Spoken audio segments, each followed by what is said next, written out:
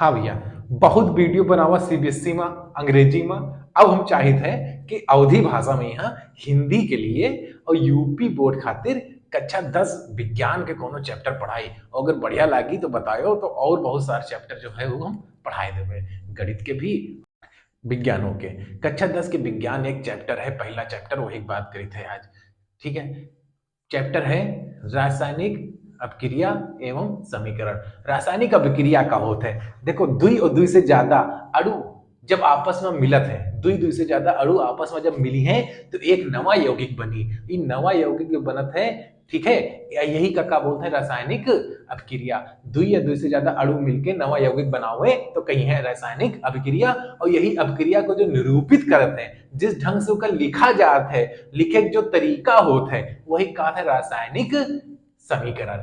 ठीक है, समझ गए। जब भी कोई अपक्रिया होता है तो बाएं लंग जो लिखा जाता है उसका कहा है अभिकर्मक, और वो आपस में मिलत है और मिल के नवा जो बना था उसका कहा है यौगिक, है ना।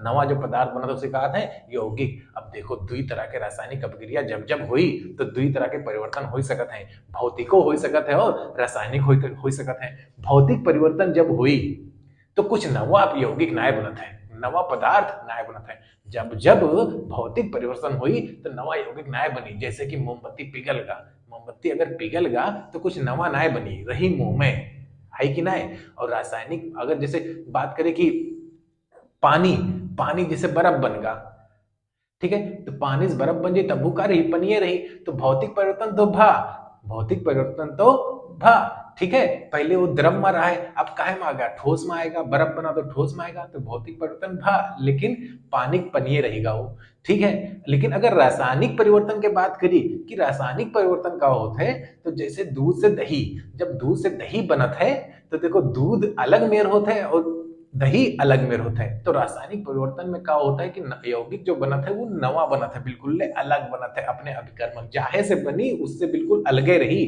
वही मेर जैसे लोहा में मूर्छा लग जाता है, तो लोहा में जब मूर्छा लागत है तब देखो क्या होता है कि लोहा में मूर्छा लागी जब हवा में से ऑक्सीजन और पानी के साथ क्या करता है, लोहा रिएक्ट कर जाते हैं, मतलब अपक्रिया कर जाते हैं, तो बनत क्या है, मूर्छा लग जाता है, वही का जंग लग बोलते हैं। तो ये एक मेर के क्या होगा, रासायनिक परिवर्तन होगा। आई बात समझ में।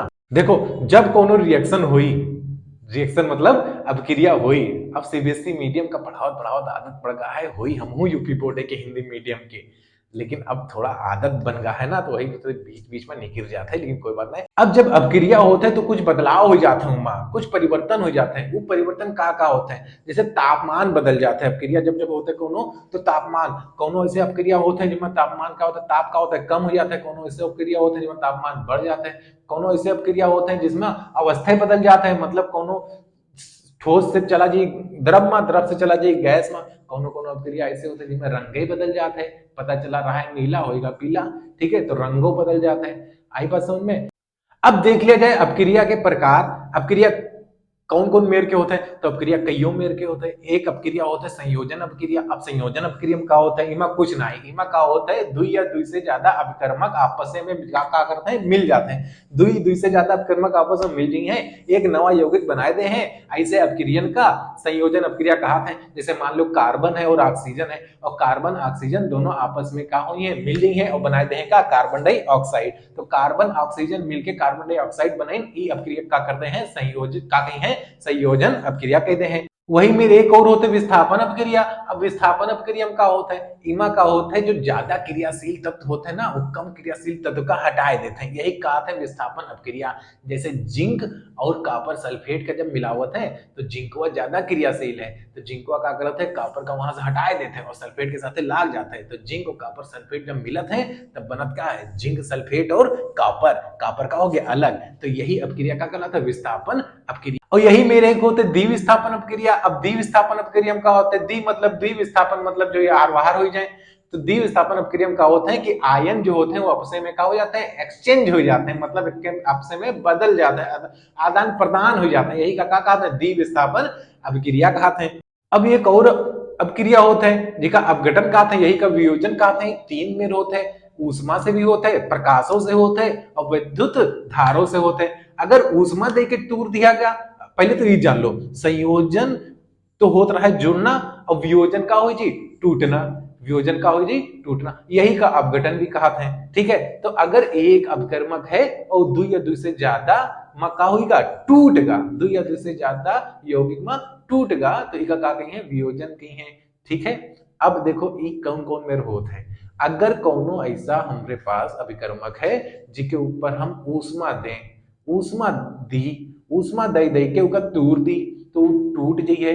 अब ऊष्मा दे के कौन अपक्रिया है जो टूट जाता है, तो जैसे कैल्शियम कार्बोनेट, कैल्शियम कार्बोनेट को जब गर्मी हो ऊष्मा दे हो तो कैल्शियम अलग हो जी, और कैल्शियम ऑक्साइड अलग हो जी, और कार्बन डाइऑक्साइड अलग हो जी, यही का बोलते हैं ऊष्मीय अपघटन बोलते हैं। वही तरह होता है वैद्युत अपघटीय। अब इमा का होता है करंट पास करत है, जैसे कि हमरे यहाँ पानी, पानी में यहाँ करंट पास करीन, वैद्युत धारा प्रवाहित करीन, तुरंत पानी में यहाँ हाइड्रोजन अलग हुई जी, वो ऑक्सीजन अलग हुई जी। वही मेरे एक और होते कौन सा प्रकाशीय। अब भैया प्रकाशीयम का होता है प्रकाश डालते हैं, जैसे सिल्वर क्लोराइड है उसके ऊपर खूब प्रकाश डारिन, ठीक है, सूर्य के प्रकाश डारिन, सिल्वर का होगा अलग होगा और क्लोराइड अलग होगा। अब यहू में अपक्रिया होते हैं जिमा ऊष्मा देख परत है, और यहू में अपक्रिया होता है जिमा से ऊष्मा निकरत है।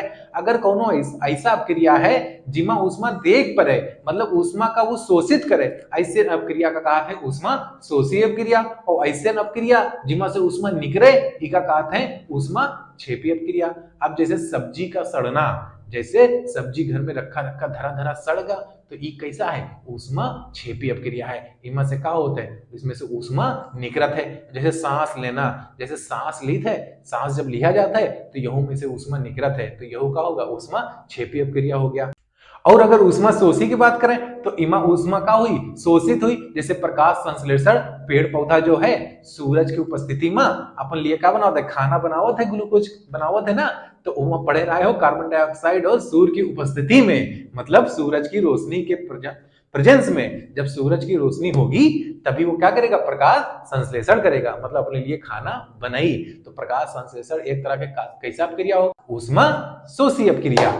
अब एक अपक्रिया होता है जिसका उपचयन और अपचयन कहते हैं। अगर ऑक्सीजन जुड़त है उमा तो कहते हैं उपचयन, और अगर उमा हाइड्रोजन जुड़ी तो कहीं है अपचयन। अब देखो कौन अपक्रिया में अगर ऑक्सीजन जुड़ रहा है, अगर ऑक्सीजन जुड़ी तो उसे कहते हैं क्या, उपचयन, और ऑक्सीजन अगर जुड़त है तो हाइड्रोजन निकलत है। तो इसका मतलब क्या होगा, ऑक्सीजन का जुड़ना है ना, ऑक्सीजन का जुड़ना और हाइड्रोजन का निकलना, ऑक्सीजन जुड़े हाइड्रोजन निकले कहले का उपचयन, और अपचयन में का हो जी हाइड्रोजन जुड़ी और ऑक्सीजन निकली, यही रिएक्शनों का, यही अपक्रिया का क्या कहा है, रिडॉक्स रिएक्शनों के नाम से भी जानते हैं। और इमा जो ऑक्सीकारक होते हैं वो ऑक्सीजन देते हैं, और इमा जो अवकारक होते हैं वो ऑक्सीजन लेते हैं।